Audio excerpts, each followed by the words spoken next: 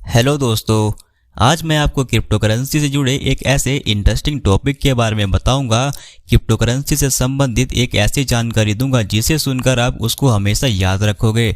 मैं इस वीडियो में आपको बताऊंगा कि what is the difference between crypto coin and crypto tokens.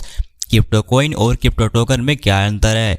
दोस्तों, पूरी क्रिप्टो मार्केट में बहुत ऐसी चीज़ें हैं जो कई लोगों को और नए इन्वेस्टर्स को कंफ्यूज कर देती हैं। ऐसा ही कंफ्यूज होता है क्रिप्टो कॉइन और क्रिप्टो टोकन में, क्योंकि अक्सर कुछ लोग सभी क्रिप्टो कॉइन को टोकन बोल देते हैं जबकि कुछ लोग कॉइन्स बोल देते हैं।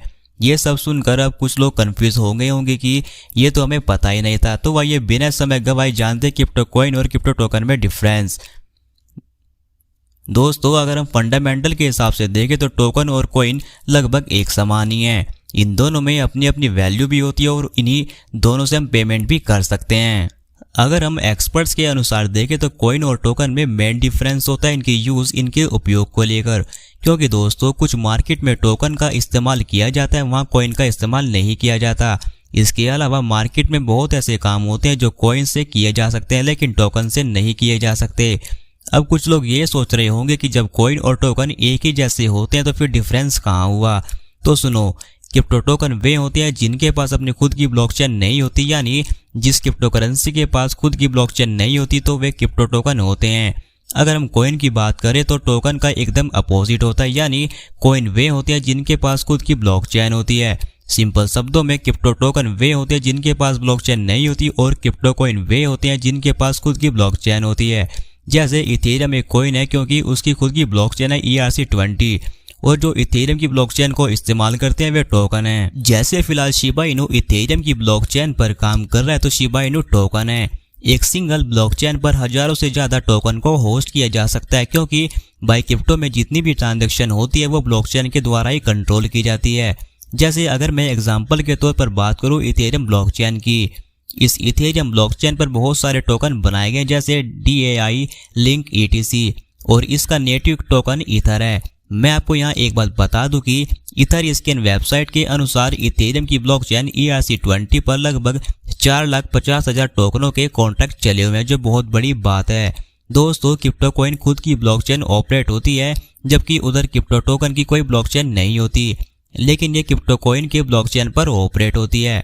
क्योंकि दोस्तों, क्रिप्टो कॉइन को पूरी तरह से पेमेंट्स के लिए इस्तेमाल किया जाता है क्योंकि उनकी ब्लॉकचेन होती है जो यूजर्स के पेमेंट की ट्रांजैक्शन को एकदम सेफ रखती है। क्रिप्टो टोकन का इस्तेमाल पेमेंट्स के साथ साथ डिजिटल एग्रीमेंट में साइन करने के लिए इस्तेमाल किया जाता है।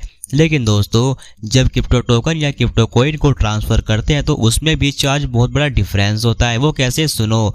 अगर हम क्रिप्टो कॉइन को ट्रांसफर करते हैं तो उसके लेन देन का जो चार्ज होता है वो बहुत कम लगता है, जबकि अगर हम क्रिप्टो टोकन को ट्रांसफर करते हैं तो उसके लेन देन का चार्ज महंगा होता है। तो दोस्तों, अगर हम सिंपल शब्दों में कहें या इस वीडियो के निष्कर्ष के अनुसार कॉइन और डिफरेंस की बात करें तो इस प्रकार है।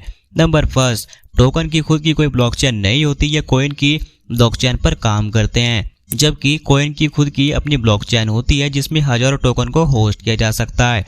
नंबर सेकंड, हम क्रिप्टो टोकनों को क्रिप्टो कॉइन्स नहीं कह सकते जबकि सभी क्रिप्टो कॉइन्स को टोकन कहा जा सकता है। नंबर थर्ड, क्रिप्टो टोकनों को ट्रांसफर करने के लिए फीस बहुत ज़्यादा लगती है जबकि क्रिप्टो कॉइन को ट्रांसफर करने में फीस बहुत कम लगती है। नंबर फोर, क्रिप्टो टोकनों का इस्तेमाल पेमेंट के साथ साथ डिजिटल एग्रीमेंट के साथ साइन करने के लिए किया जाता है, जबकि क्रिप्टो कॉइन का इस्तेमाल केवल पेमेंट करने के लिए किया जाता है। नंबर फाइव, क्रिप्टो टोकन के example Shiba Inu, Polkadot, Floki Inu, Dai, Link, ETC।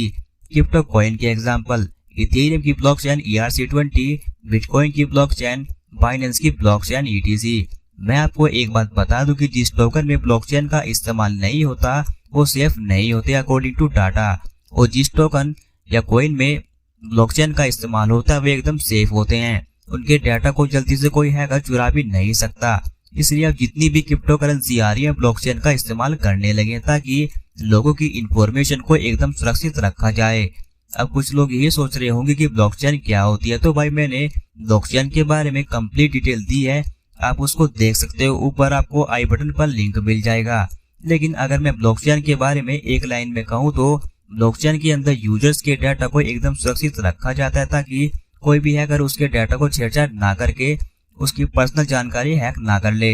तो दोस्तों अगर आपको ये इन्फॉर्मेशन अच्छी लगी तो प्लीज चैनल को सब्सक्राइब, लाइक, शेयर जरूर करें। किसी भी क्रिप्टो करेंसी में इन्वेस्ट करने से पहले एक बार अपनी रिसर्च और मार्केट की रिसर्च जरूर करें, क्योंकि पूरी क्रिप्टो मार्केट रिस्क से भरी है।